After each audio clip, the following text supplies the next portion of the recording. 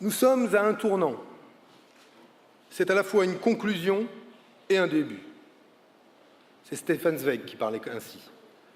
La conclusion d'un cycle et le début d'un autre. En quoi un cycle s'achève-t-il?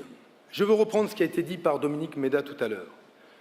Je considère aujourd'hui qu'avoir les yeux rivés sur la croissance du PIB avec ce seul objectif nous détourne de l'essentiel, c'est-à-dire les conditions de travail, la recherche du plein emploi, l'amélioration des conditions de vie et d'existence de nos compatriotes, les conditions dans lesquelles ils s'épanouissent, s'émancipent, se réalisent et grandissent.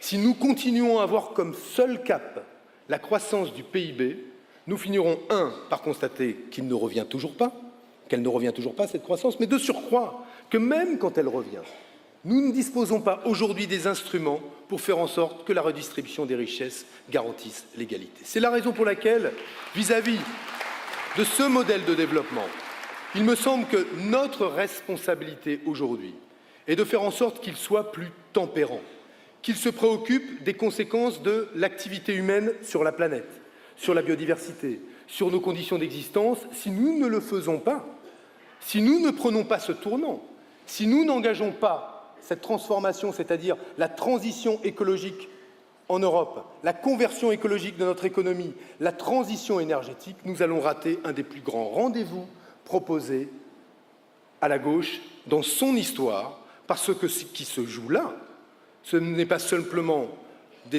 la question de savoir comment notre économie sera prospère, mais tout simplement les conditions dans lesquelles nous allons vivre, nos enfants vivront, et nos enfants feront des enfants dans le monde des 10, 15, 20 ans, 30 ans qui viennent. C'est la raison pour laquelle je veux dire que cette transition écologique, je l'engagerai radicalement, et avec des choix politiques que je vous soumets, mais qui rejoignent ce que j'entends. Nous ne pourrons pas, sur le diesel, continuer à dire que nous pouvons coexister avec une industrie qui continue, une fiscalité qui continue à favoriser le diesel. J'ai fixé, et je souhaite rappeler cet engagement-là, un objectif de sortie du diesel d'ici 2025, ce qui ne veut pas dire qu'en 2025, il n'y aura plus de véhicules diesel, cela veut dire que nous n'en mettrons plus en circulation. Et je souhaite que cet engagement soit pris. Pourquoi ?